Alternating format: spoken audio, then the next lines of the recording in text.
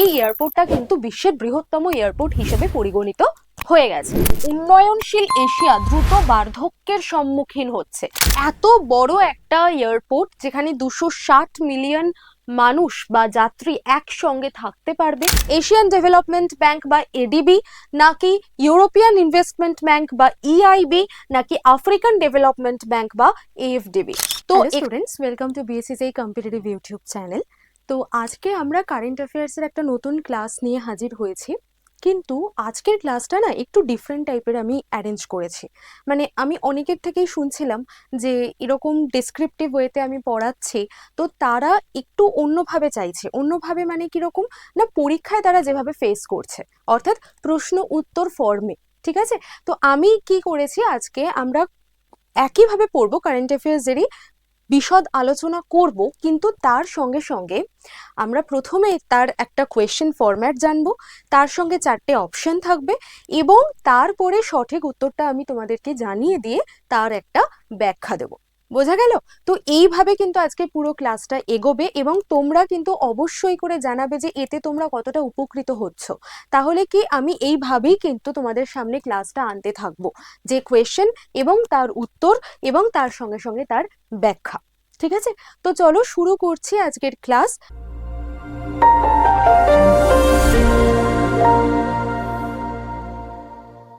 ক্লাসটা এগোলেই তোমরা বুঝতে পারবে যে আমি কিভাবে জিনিসটা সাজাতে চেয়েছি। তো চলো, প্রথমে আমরা ইম্পর্টেন্ট ডে বিষয়ে একটা প্রশ্ন দেখতে পাচ্ছি, যে ন্যাশনাল টেকনোলজি ডে আমরা কবে পালন করে থাকি। টেকনোলজি মানে তোমরা সকলেই জানো, প্রযুক্তি কথা বলা হচ্ছে।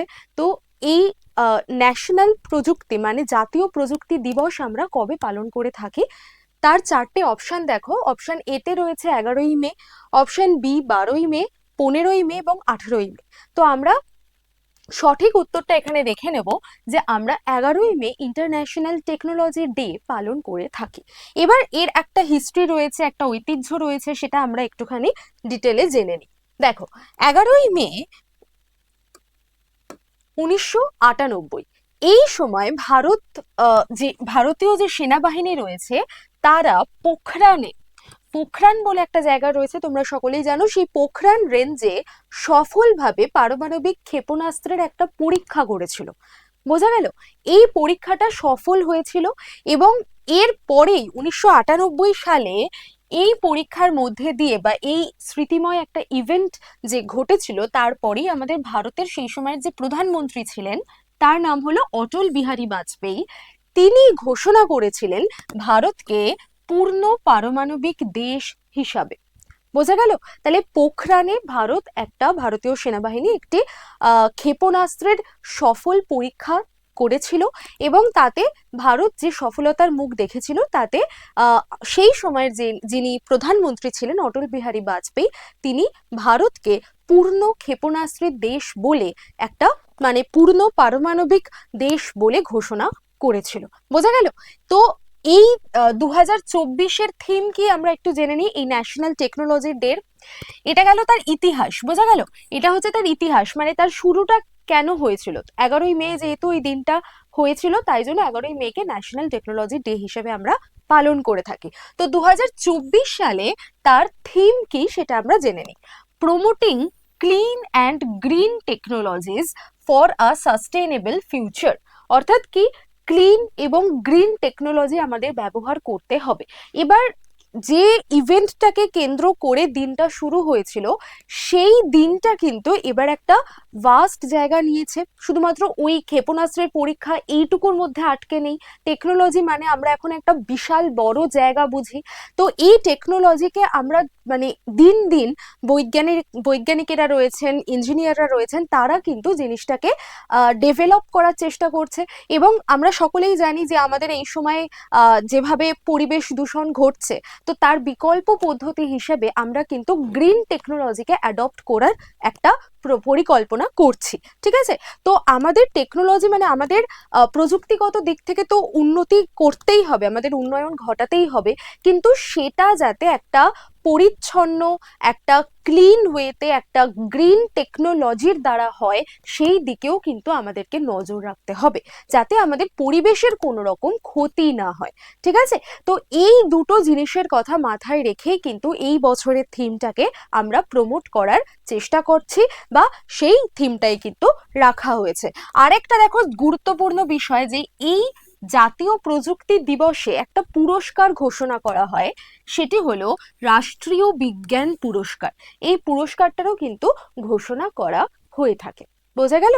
তো এই গেল এই পুরো ব্যাখ্যা। এইভাবে কিন্তু এগোবো আমরা, কোয়েশ্চেন জানবো, তার উত্তর জানবো এবং তার ব্যাখ্যাটাও সঙ্গে সঙ্গে আমরা জেনে নেব। ঠিক আছে, চলে যাচ্ছি আমাদের দ্বিতীয় নম্বর যে প্রশ্ন সেখানে। দেখো কি বলেছে, সম্প্রতি কোন শহর বিশ্বের বৃহত্তম বিমানবন্দর আল মাকতুম আন্তর্জাতিক বিমানবন্দর নির্মাণ করেছে বা তার উন্নয়ন ঘটিয়েছে? এটা একটা ভীষণ ইম্পর্টেন্ট প্রশ্ন।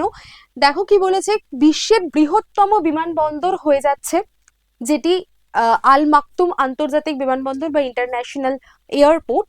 এটা অ্যাকচুয়ালি কোন দেশে অবস্থিত, এটাই হচ্ছে আমাদের মেন প্রশ্ন।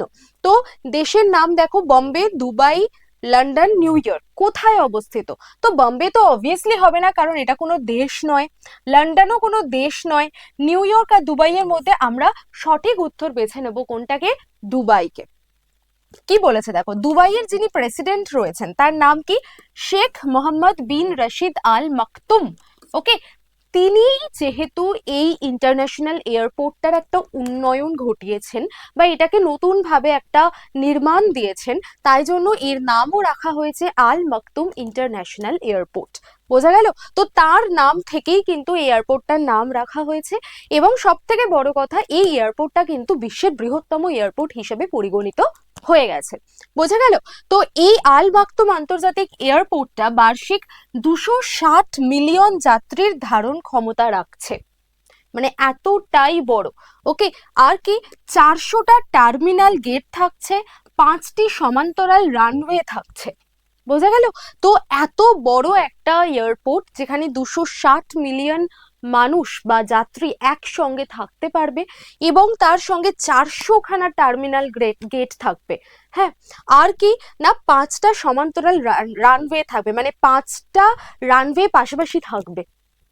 ওকে, মানে 5টা রানওয়ে দিয়েই কিন্তু একইভাবে একই টাইমে প্লেন যেতে পারবে বা বিমান উড়তে পারবে। আর কি পরিবহনের বাইরে এটির লক্ষ্য কি? অ্যাকচুয়ালি এক যাত্রী এক জায়গা থেকে আরেক জায়গায় যাচ্ছে, পরিবহন ঘটছে, এটা তো একটা বিমান পরিষেবার অবভিয়াসলি একটা লক্ষ্য। এছাড়াও আর কি লক্ষ্য রয়েছে না, এটা শহুরে জীবন, বাণিজ্য এবং বিশ্ব বাণিজ্যকে একীভূত করবে।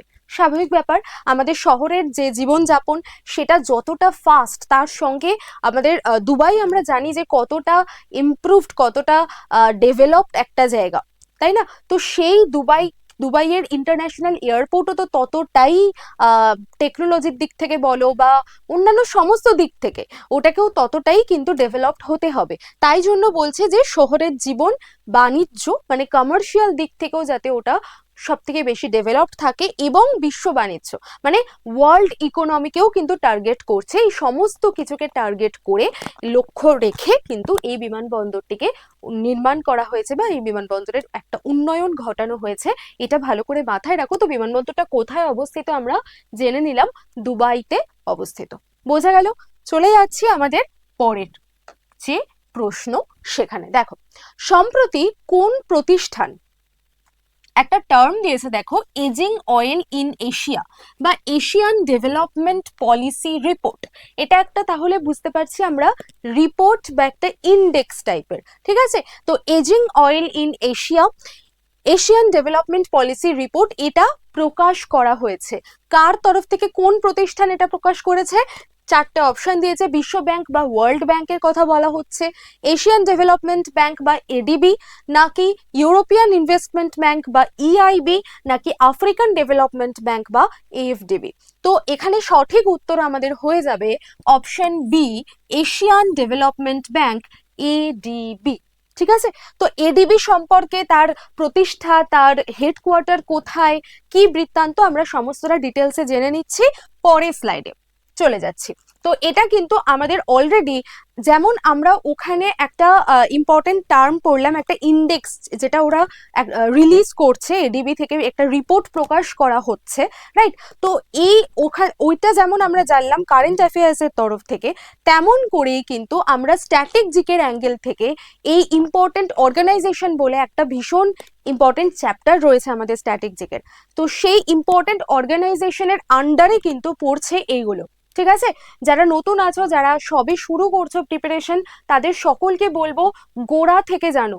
গোড়া থেকে না জানলে কিন্তু কোনো জিনিসই মাথার মধ্যে বসবে না বা ঢুকবে না, সব জিনিস গুবলেট হয়ে যাবে, ঘেটে যাবে, ঠিক আছে?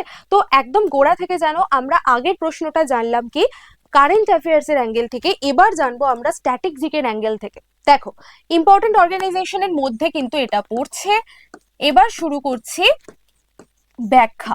দেখো, এটা প্রকাশ করছে যে উন্নয়নশীল এশিয়া দ্রুত বার্ধক্যের সম্মুখীন হচ্ছে। তো এডিবি থেকে এই রিপোর্টটা প্রকাশ করা হচ্ছে যে 2050 সালের মধ্যে এই বার্ধক্য বা যারা বয়স্ক মানুষ রয়েছেন সেই জনসংখ্যা কিন্তু বিপুল পরিমাণে বেড়ে যাবে, ঠিক আছে? এবং সেটা প্রায় দ্বিগুণ হয়ে গিয়ে কত হয়ে যাবে দেখো, 25.2% হয়ে যাবে। মানে কি না, টোটাল এশিয়াতে যদি আমি 100টা মানুষ আছে ধরে নিই, তার মধ্যে 25%-এরও বেশি কিন্তু মানুষ হয়ে যাবেন যারা বার্ধক্যের জর্জরিত। বোঝা গেল? তাহলে কি এই এটা কিন্তু একটা সত্যি সমস্যার কারণ। ওকে, কারণ এশিয়াতে বয়স্কদের সংখ্যা খুব দ্রুত হারে বাড়ছে, ভীষণই সমস্যার কারণ এটা। তো দেখো, যখন এটা কিন্তু একটা মাত্রাও বলতে পারো যে কোনো দেশ যখন ডেভেলপমেন্টের দিকে এগোবে বা কোনো জায়গা যখন এগোবে, সেখানে কিন্তু ইয়াং জেনারেশনের সংখ্যা বেশি হতে হবে, ঠিক আছে? সেখানে কিন্তু যারা বয়স্ক মানুষ রয়েছেন তাদের তুলনায় যারা ইয়াং জেনারেশন রয়েছেন, যাদের হাত ধরে ভবিষ্যৎটা এগোয়, তাদের সংখ্যা, তাদের রেশিও কিন্তু বেশি হতে হয়, ঠিক আছে? কিন্তু এখানে দেখা যাচ্ছে তার ঠিক উল্টো। এশিয়া উন্নয়নশীল হচ্ছে, এশিয়া উন্নতির দিকে এগোচ্ছে, কিন্তু এখানে এডিবি থেকে রিপোর্ট প্রকাশ করছে যে আগামী বছরের মধ্যে, আগামী 2050-এর মধ্যে কিন্তু এর বার্ধক্যের সংখ্যা অনেক অনেক বেড়ে যাবে। আর কি দেখো, এডিবির যে full form Asian development bank, তার এস্টাবলিশমেন্ট ইয়ার কত, 1966 কত দিনে হয়েছে, 19শে ডিসেম্বর। তাহলে 19শে ডিসেম্বর 1966 সালে সেটা তৈরি হয়েছে। এর হেডকোয়ার্টার ফিলিপিন্স। এই দুটো জায়গা ভীষণ ইম্পর্টেন্ট। কোনো অর্গানাইজেশনই যখন পড়বে, যখনই কোনো অর্গানাইজেশন সম্বন্ধে তোমরা পড়বে, তখনই কিন্তু তার প্রতিষ্ঠা সাল কত এবং তার হেডকোয়ার্টার কোথায়, এই দুটো জিনিস পাশাপাশি প্যারালেলি জেনে নেবে। বোঝা গেল? একসঙ্গে হয়তো পুরোটা মাথার মধ্যে ঢুকবে না, পুরোটা হয়তো মুখস্থ রাখতে পারবে না, কিন্তু যদি ভেঙে ভেঙে ধরো তিনটে আজকে পড়লে, যেরকম এখানে রয়েছে এডিবি রয়েছে, ওয়ার্ল্ড ব্যাংক রয়েছে এবং এফডিবি রয়েছে আর ইআইবি রয়েছে, মানে এই অপশনে যা যা ছিল আমি সেইগুলোকে এখানে এনেছি, ঠিক আছে? তো এইভাবে কিন্তু যদি তোমরা পড়ো, কোনো প্রশ্নের মধ্যে যে অপশনগুলো রয়েছে সেই অপশন সংক্রান্ত যদি এক্সট্রা ইনফরমেশন গুলোও তোমরা জেনে নাও, তাহলে দেখবে একটা প্রশ্ন থেকে অনেকগুলো অ্যাঙ্গেল তোমরা জানতে পারছো। বোঝা গেল? তো আর কথা বাড়াচ্ছি না, এবার চলে যাচ্ছি এস্টাবলিশমেন্ট ইয়ার। দেখো কি বলেছে, 1944 সালে তৈরি হয়েছে ওয়ার্ল্ড ব্যাংক এবং এর হেডকোয়ার্টার কোথায়, ব্রেটন উডস, নিউ হ্যাম্পশায়ার। ওকে, এবং সেটা কোথায়, ইউনাইটেড স্টেটসে অবস্থিত। ব্রেটন উডস, ইউনাইটেড স্টেটস, এখানে কিন্তু এই ওয়ার্ল্ড ব্যাংকের হেডকোয়ার্টার রয়েছে। এএফডিবি কি, আফ্রিকান ডেভেলপমেন্ট ব্যাংক, আফ্রিকানের এই এএফ এবং ডিবি হচ্ছে ডেভেলপমেন্ট ব্যাংক, ঠিক আছে? তো এটার এস্টাবলিশমেন্ট ইয়ার দেখো 1964, 10th সেপ্টেম্বর। এবং এটা তোমার এর আর তারপরে যেটা রয়েছে ইআইবি, মানে ইউরোপিয়ান ইনভেস্টমেন্ট ব্যাংক। আচ্ছা, এটার হেডকোয়ার্টারটা আমি কেন আলাদা করে লিখিনি, কারণ সবাই বুঝতে পারছো এটা আফ্রিকাতে অবস্থিত এর headquarter. EIB, European investment bank, এইটার এস্টাবলিশমেন্ট ইয়ার দেখো 1958 এবং এর হেডকোয়ার্টার রয়েছে ব্রাসেলসে। 1958 সালে এর হেডকোয়ার্টার, মানে যখন এটা প্রতিষ্ঠা হয়েছিল, অর্থাৎ 1958 সালে, 1958-এ এর হেডকোয়ার্টার ছিল কোথায়, ব্রাসেলসে। কিন্তু দেখো কি বলেছে, after the treaty of Rome, রোমের চুক্তি স্বাক্ষর হওয়ার পরে এর যে হেডকোয়ার্টার সেটা কিন্তু শিফট হয়ে গেছে। শিফট হয়ে গিয়ে কোথায় গেছে, লাক্সেমবার্গে গেছে 1968-এ। ক্লিয়ার হলো? তাহলে 1968-এ কিন্তু ইউরোপিয়ান ডেভেলপমেন্ট ব্যাংকের যে হেডকোয়ার্টার সেটার শিফটিং ঘটেছে। কোথা থেকে কোথায় গেছে? ব্রাসেলস থেকে গেছে লাক্সেমবার্গে। ওকে, তাহলে এইখানে টোটাল এই চার্টটা একটু ভালো করে দেখে নেবে। এখানে কিন্তু অনেক অনেক খুচরো ইনফরমেশন রয়েছে যেগুলো তোমাদের পরীক্ষার জন্য ভীষণ ভীষণ ইম্পর্টেন্ট। চলে যাচ্ছে পরের যে প্রশ্ন, দেখো 4 নম্বর প্রশ্ন কি বলেছে, সম্প্রতি কে goods and service tax appellate tribunal বা তাকে আমরা সংক্ষেপে বলতে পারি জিস্ট্যাট, এইটার প্রেসিডেন্ট হিসেবে নিযুক্ত হয়েছেন? ভীষণ ইম্পর্টেন্ট একটা প্রশ্ন, মানে ভীষণই ইম্পর্টেন্ট। এই প্রশ্নটা এখন প্রচন্ড ভাবে খবরে রয়েছে। তো এই যে মানুষটার ছবি তোমরা দেখতে পাচ্ছ, অবভিয়াসলি এই মানুষটাই কিন্তু নিযুক্ত হয়েছেন বা তাকেই সভাপতি করা হয়েছে। তো তার নাম কি? ওপি চৌধুরী, পঙ্কজ চৌধুরী, সঞ্জয় কুমার মিশ্র নাকি অজয় ভূষণ পান্ডে? অপশন সি হয়ে যাবে এখানে সঠিক উত্তর, সঞ্জয় কুমার মিশ্র। ওকে, তো এইবার আমি তার ব্যাখ্যায় আসি। অবসরপ্রাপ্ত বিচারপতি সঞ্জয় কুমার মিশ্র, অবসরপ্রাপ্ত বিচারপতি কেন বলছে? কারণ তিনি ঝাড়খণ্ডে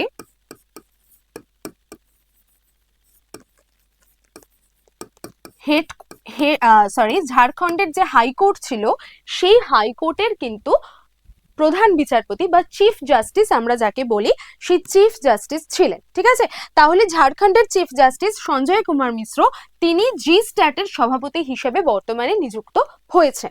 বোঝা গেল? তো এই জি স্ট্যাটটা বেসিক্যালি কি? জি স্ট্যাট হচ্ছে একটা সেকেন্ড অ্যাপিলেট অথরিটি, যেটা কার আন্ডারে রয়েছে? জিএসটির আন্ডারে রয়েছে। জিএসটি অ্যাক্ট 2017 তার আন্ডারে কিন্তু এই অথরিটিটা রয়েছে, জি স্ট্যাট, এবং এটা সেকেন্ড অ্যাপিলেট অথরিটি। ওকে, তাহলে এরম টাইপের প্রশ্ন আসতে পারে যে জি স্ট্যাট কি ধরনের বা কি টাইপের অথরিটি। তো সেক্ষেত্রে আমাদের উত্তরে মানে অপশানে কিন্তু অনেকগুলো অপশনের মধ্যে এটাও থাকবে যে এটা সেকেন্ড অ্যাপিলেট অথরিটি, তো সেটাই আমাদের উত্তর হয়ে যাবে সেকেন্ড অ্যাপিলেট অথরিটি। আবার এই প্রশ্নটাও আসতে পারে যে এটা কার আন্ডারে এর প্রতিষ্ঠা। ঠিক আছে, তো সেক্ষেত্রে এরকম মানে কোন আইনের আন্ডারে এটি রয়েছে, কোন ধারার আন্ডারে এটি রয়েছে, তখন কিন্তু আমাদেরকে উত্তর বেছে নিতে হবে অনেকগুলো অপশনের মধ্যে থেকে। এটাই যে এটা যে জিএসটি এসছিল আমাদের 2017 সালে, তার আন্ডারে এই অথরিটিটা রয়েছে। বোঝা গেল? আচ্ছা, আরেকটা প্রশ্ন কি আসতে পারে না, জিএসটি কবে থেকে লাগু করা হয়েছিল আমাদের ইন্ডিয়াতে? তো সেক্ষেত্রেও কিন্তু আমাদের সঠিক উত্তর এখানে দেওয়া রয়েছে, দেখো 2017 সাল থেকে। তাহলে বুঝতে পারছো একটা প্রশ্ন থেকে কতগুলো অ্যাঙ্গেলে প্রশ্ন হতে পারে। একটা সিম্পল ওয়ার্ড থেকে বা একটা সিম্পল উত্তরের অপশন থেকে এতগুলো প্রশ্ন কিন্তু তোমাদের এইভাবেই ভাবতে হবে যে এই কতগুলো অ্যাঙ্গেল থেকে আমি একে দেখতে পারি। যে যত বেশি অ্যাঙ্গেল থেকে একে দেখতে পারবে তার সম্ভাবনা তত বেশি। ঠিক আছে, তো এইভাবে আমাদেরকে পড়তে হবে। আমরা দেখতে পেলাম কি এখানে জি স্ট্যাটের যে বর্তমান সভাপতি বা প্রেসিডেন্ট পদে রয়েছেন তার নাম হলো সঞ্জয় কুমার মিশ্র। বোঝা গেল? চলে যাচ্ছে আমাদের 5 নম্বর যে প্রশ্ন সেখানে। দেখো কি বলেছে, হোপেন আইল্যান্ড, এটাও ভীষণ ইম্পর্টেন্ট একটা নিউজ। হোপেন আইল্যান্ড নতুন একটা ডিসকভারি বা নতুন কিছু আবিষ্কৃত হয়েছে আমাদের ভৌগোলিক ভূখণ্ডের মধ্যে, বা বিজ্ঞানীরা নতুন কোনো সায়েন্সের দিক থেকে যদি কোনো টেকনোলজির দিক থেকে যদি কোনো নতুন আবিষ্কার করে থাকেন, এইগুলো কিন্তু পরীক্ষার জন্য ভীষণ ইম্পর্টেন্ট হয়ে যায়। ঠিক আছে, মানে পিএসসি বলো বা পিএসসির বাইরে যদি সেন্ট্রাল থাকে তো সেন্ট্রাল বলো, এরা জানতে চায় যে আমরা কতটা বা স্টুডেন্টরা কতটা তার বাইরে জগৎ সম্পর্কে ওয়াকিবহাল, যে নতুন কি কি ইনভেন্ট ঘটছে, নতুন কি কি ঘটছে, এগুলো সম্বন্ধে কতটা তারা খোঁজ খবর রাখে, এগুলো কিন্তু জানতে চায় তারা। ওকে, তো সেদিক থেকে Hopen Island is very much important. এখানে কি বলছে দেখো, সম্প্রতি দেখা গেছে যে এটা কোন সাগরে অবস্থিত, একদম ফ্ল্যাট কোয়েশ্চেন দিয়েছে যে হোপেন আইল্যান্ড এটা সম্প্রতি আমাদের নিউজে রয়েছে, এটা কোন সাগরে অবস্থিত। এবার আমি এই হোপেন আইল্যান্ড কেন এখন নিউজে রয়েছে সেটার ব্যাখ্যা আমি পরে দেব। এখান থেকে উত্তরটা শুধু আমরা জেনে নিই যে দক্ষিণ মহাসাগর, আটলান্টিক মহাসাগর, আর্কটিক মহাসাগর না ভারত মহাসাগর। উত্তর হয়ে যাবে আমাদের এখানে সঠিক উত্তর আর্কটিক মহাসাগর। ঠিক আছে, তো এই আর্কটিক মহাসাগর বেসিক্যালি দেখো হোপেন দ্বীপ এই মহাসাগরে অবস্থিত, এবং স্যালবার্ড দ্বীপপুঞ্জ, স্যালবার্ড দ্বীপপুঞ্জ, এই স্যালবার্ড দ্বীপপুঞ্জ আবার কোথায় অবস্থিত? নরওয়ের একটা অংশ। ওকে, তাহলে নরওয়েতে অবস্থিত হচ্ছে স্যালবার্ট দ্বীপপুঞ্জ, বা নরওয়ের একটা পার্ট বলতে পারো। এই স্যালবার্ট দ্বীপপুঞ্জের আবার একটা পার্ট হচ্ছে, বা এই স্যালবার্ট দ্বীপপুঞ্জেরই একটা দ্বীপ হচ্ছে এই হোপেন আইল্যান্ড। এই হোপেন আইল্যান্ড তাহলে কোন সাগরে অবস্থিত? আর্কটিক মহাসাগরে অবস্থিত। দেশ বললে নরওয়ে, আর যদি কোন দ্বীপপুঞ্জের পার্ট বলা হয় তাহলে স্যালবার্ট দ্বীপপুঞ্জের পার্ট, বা স্যালবার্ট দ্বীপপুঞ্জের একটি দ্বীপ হচ্ছে হোপেন আইল্যান্ড। বোঝা গেল? এই দ্বীপটি দ্বীপপুঞ্জের দক্ষিণ অংশে, মানে এই স্যালবার্ট দ্বীপপুঞ্জ তো পুরো একটা অনেকগুলো দ্বীপ নিয়ে গঠিত, তো সেই দ্বীপের একদম তলার দিকে বা দক্ষিণের দিকে, ঠিক আছে, একদম নিচের দিকে অবস্থিত ব্যারেন্টস সাগর এবং গ্রিনল্যান্ড সাগরের মধ্যে অবস্থিত হচ্ছে এই হোপেন আইল্যান্ড। তাহলে হোপেন আইল্যান্ডের ইন্ডিভিজুয়াল অবস্থানটা হচ্ছে কোথায়? না ব্যারেন্টস সাগর এবং গ্রিনল্যান্ড সাগরের মাঝে। ওকে, তাহলে স্যালবার্ট দ্বীপপুঞ্জের একদম সাউথে রয়েছে আমাদের হোপেন আইল্যান্ড। হোপেন আইল্যান্ডটা আমাদের বেসিক্যালি যে দুটো সাগরের মাঝে অবস্থিত, তার নাম দুটোও ভালো করে জেনে রাখবে। একটা হলো ব্যারেন্টস সাগর এবং আরেকটা হলো গ্রিনল্যান্ড সাগর। হয়ে গেল? তো এই হচ্ছে পুরো একটা নিউজ।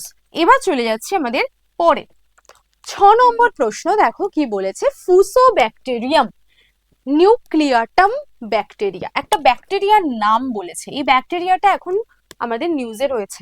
কেন নিউজে রয়েছে তার ব্যাখ্যা আমি দেব, তার আগে জেনে নাও ফুসোব্যাকটেরিয়াম নিউক্লিয়াটাম ব্যাকটেরিয়া।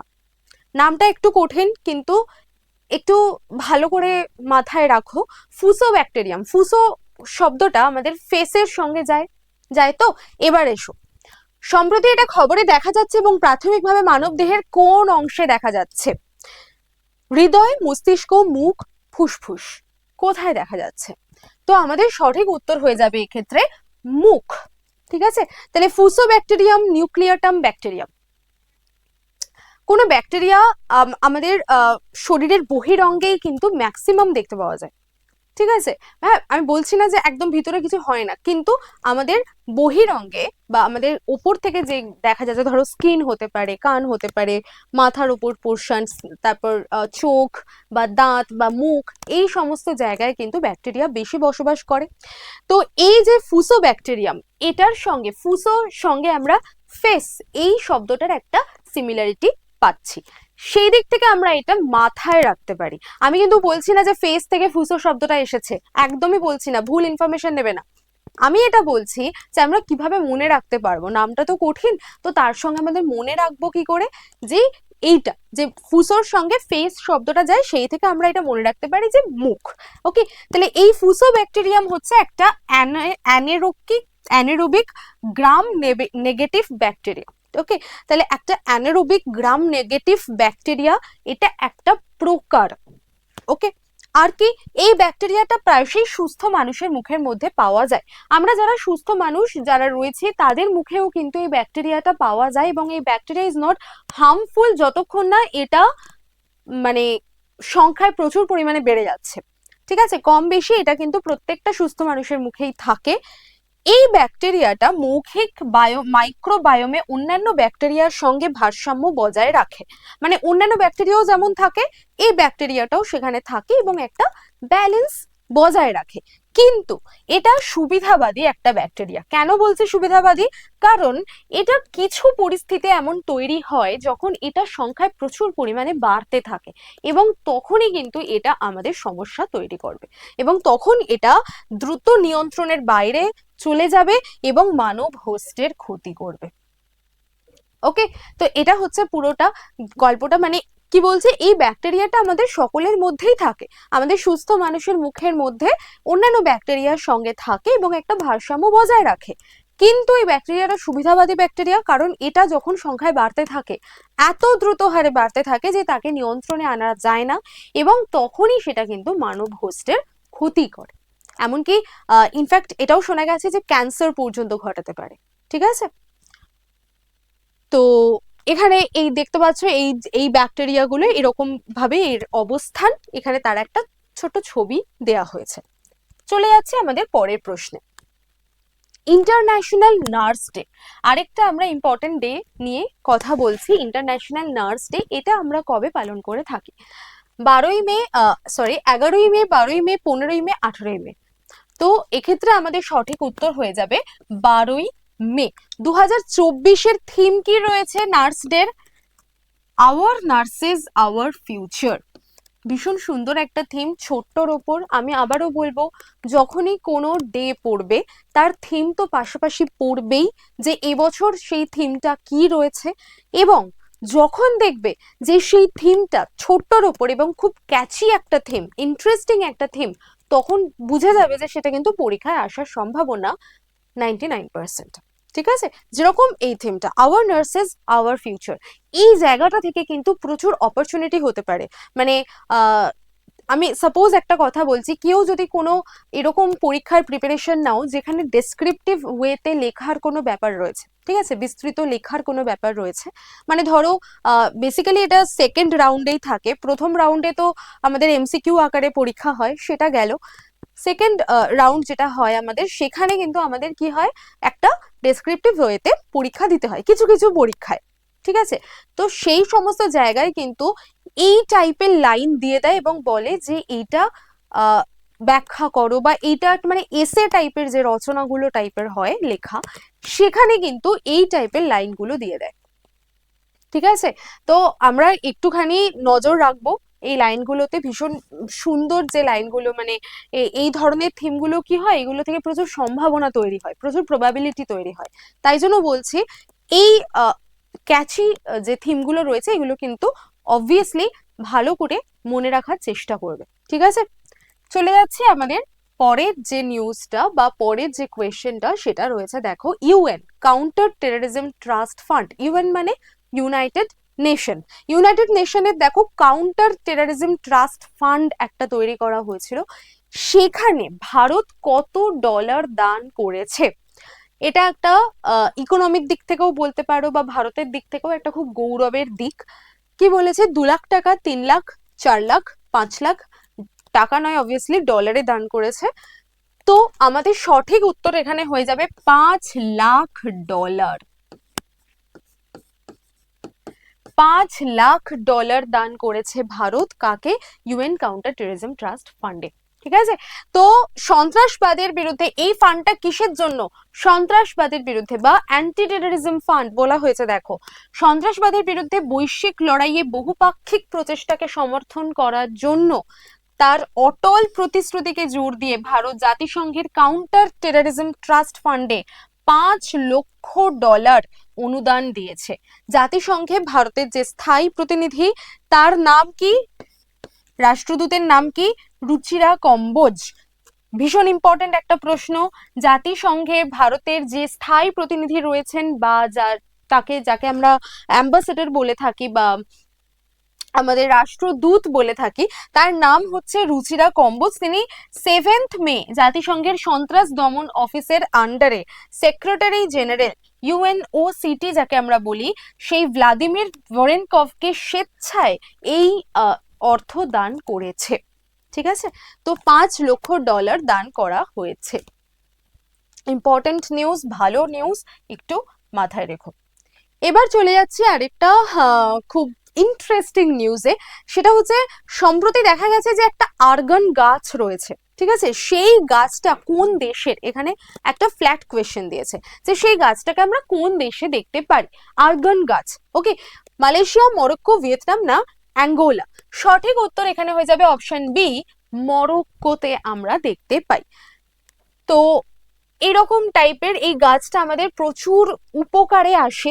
আর্গন গাছ আমাদের প্রচুর উপকারে আসে। কি কি উপকারে আসে দেখো, প্রত্যেক 10ই মে মরক্কোতে 80 মিলিয়ন বছর ধরে সমৃদ্ধ প্রাচীন আর্গান গাছকে সম্মান জানিয়ে বিশ্বব্যাপী আর্গানিয়ার আন্তর্জাতিক দিবস উদযাপিত হয়। মানে এই গাছটাকে কেন্দ্র করে একটা দিবস পর্যন্ত উদযাপিত হয়। ওকে, আর্গানিয়ার আন্তর্জাতিক দিবস। ওকে, আর কি, এই গাছগুলো স্থানীয় অর্থনীতি এবং পরিবেশের জন্য অত্যাবশ্যক। মানে ওদের যে ইকোনমিক একটা দিক রয়েছে ওদের দেশের, সেই জায়গাটাকেও কিন্তু ডেভেলপ করে এই গাছটা, কারণ এই গাছটা কমার্শিয়ালিও খুব ইম্পর্টেন্ট। এই গাছটা এতটাই উপকারী গাছ যে এটাকে কিন্তু ট্রান্সপোর্ট করা হয়, কমার্শিয়ালি এটাকে এক্সপোর্ট করা হয়, ঠিক আছে। আর কি, আর্গান গাছটি দেশের দক্ষিণ পশ্চিমে মরক্কোর সাব সাহারান অঞ্চলের একটা স্থানীয় প্রজাতি, আর এটা শুষ্ক আর আধা শুষ্ক এলাকাতেই জন্ম গ্রহণ করে। এই গাছটা তাহলে আমরা ড্রাই এলাকায় বা সেমি ড্রাই এরকম অঞ্চলেই দেখতে পাই। এটা একটা বনভূমি বাস্তুতন্ত্রের সংজ্ঞায়িত প্রজাতি, মানে এটা আমাদের বাস্তুতন্ত্রকেও রক্ষা করে, এতটাই ইম্পর্টেন্ট একটা গাছ, যা আর্গানেরেই নামে পরিচিত, যা স্থানীয় উদ্ভিদ সমৃদ্ধ। এটি জলের ঘাটতি ঘটায়, জলের ঘাটতি যদি থাকে তাকে রক্ষা করে, আমাদের যে মাটি ধসে যাওয়া বা ক্ষয়ের ঝুঁকি সেটার এগেনস্টে এটা রক্ষা করে, দুর্বল মাটির অধীনে একটা কঠোর পরিবেশের জন্য স্থিতিস্থাপক। অর্থাৎ এই গাছটা ভীষণ ইম্পর্টেন্ট আমাদের বাস্তুতন্ত্র রক্ষার ক্ষেত্রে, আমাদের যে ভূমি ধসে যাওয়া বা ক্ষয় সাধন যেগুলো ঘটে, ঠিক আছে, তো সেই ক্ষেত্রেও কিন্তু এই গাছের ভূমিকা ভীষণ একটা পজিটিভ ভূমিকা রয়েছে, কারণ এই গাছটা কি করে মাটিকে শক্তভাবে আঁকড়ে ধরে থাকে, যাতে সেই মাটি ধসে না যায়, যাতে সেই মাটি ভালো থাকে, ঠিক আছে। তো এই কারণে এই গাছ আমাদের জন্য ভীষণ উপকার। এই গাছকে কিন্তু, এই গাছের জন্য কিন্তু একটা অলরেডি দিবস ওরা ঘোষণা করেছে, আন্তর্জাতিক দিবস হিসেবে এই গাছটার জন্য একটা দিন ওরা আলাদা করে পালন করে। চলে যাচ্ছে আমাদের পরের যে নিউজটা রয়েছে সেখানে, বা পরের কোয়েশ্চেন 10 নম্বর কোয়েশ্চেন, এবং এটাই আজকের শেষ কোয়েশ্চেন হবে। সম্প্রতি কোন দেশ তার সমস্ত হিমবাহ হারিয়ে ফেলে প্রথম দেশ হয়ে উঠেছে? অর্থাৎ আমাদের যে গ্লোবাল ওয়ার্মিং ঘটছে, সেই গ্লোবাল ওয়ার্মিং এর কারণে আমরা কি জানি না, আমাদের যে সমস্ত আইসবার্গ গুলো রয়েছে বা আমাদের যে হিমবাহ রয়েছে, পাহাড় রয়েছে, এই সমস্ত কিছুগুলো কিন্তু আস্তে আস্তে গলতে থাকছে, এবং তার ফলে কি হচ্ছে, জলের লেভেল বাড়তে থাকছে। তো সবার প্রথম কোন দেশ হয়ে গেছে যে কিনা এই মানে সমস্ত হিমবাহ গলিয়ে ফেলেছে বা তার গলে গেছে? তো Russia, Norway, Venezuela, Sweden.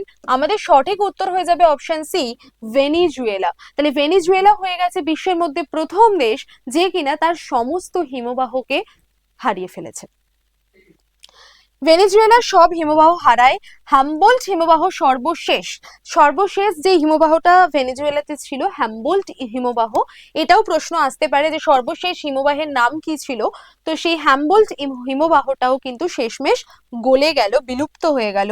International ক্রায়োস্ফিয়ার climate initiative এটাকে হিমবাহ হিসেবে শ্রেণীবদ্ধ করার জন্য খুব ছোট বলে ঘোষণা করেছে, মানে খুবই ছোট একটা হিমবাহ ছিল ওটা, ঠিক আছে। তো তাও তো ছিল, কিন্তু সেটাও অ্যাট লাস্ট কিন্তু বিলুপ্ত হয়ে গেল বা গলে গেছে। তো ভেনিজুয়েলা হয়ে গেছে প্রথম দেশ, আর ভেনিজুয়েলার মধ্যে হ্যামবোল্ট হিমবাহ হয়ে গেছে শেষ হিমবাহ, যেটাও কিনা তার বিলুপ্ত হয়ে গেছে।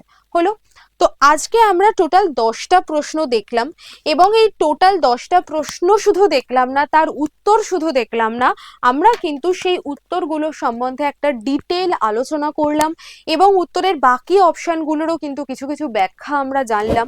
সব থেকে বড় কথা যে এই যে উত্তরগুলো আমরা পড়লাম, তার ব্যাখ্যা নিলাম, ব্যাখ্যার মধ্যেও কিন্তু আরো অনেক টুকরো টুকরো ছোট ছোট অনেক ইনফরমেশন আমরা জানতে পারলাম। তো এইভাবে যদি তোমরা ক্লাস কন্টিনিউ করতে চাও তাহলে অবশ্যই কমেন্ট করো যে ম্যাম এইভাবে প্রশ্ন উত্তরের ফর্মেই ভালো লাগছে, তাহলে আমি এইভাবেই কিন্তু ক্লাসগুলো নিয়ে আসবো, কারণ অনেকের ডিম্যান্ড ছিল, অনেকেই বলছিল যে একটু যদি কেমনভাবে পরীক্ষায় আমরা যেভাবে ফেস করি সেইভাবে যদি প্রেজেন্ট করা যায় ভালো হয়। তো সেই কারণেই নতুন আঙ্গিকে নিয়ে এলাম আজকে এই ক্লাসটা। আশা করি সকলের ভালো লাগবে। লাইক করো, কমেন্ট করে জানাও, আর যারা এখনো সাবস্ক্রাইব করোনি বিএসএসসি কম্পিটিটিভ ইউটিউব চ্যানেলকে অবশ্যই সাবস্ক্রাইব করে দাও। এরকম কিন্তু প্রচুর ইনফরমেশন বা ইনফরমেটিভ ক্লাস তোমরা পেতে চলেছো আগামী দিনে। আর অল দ্য বেস্ট, সামনে অনেকগুলো এক্সাম, ভালো করে পড়াশোনা করো।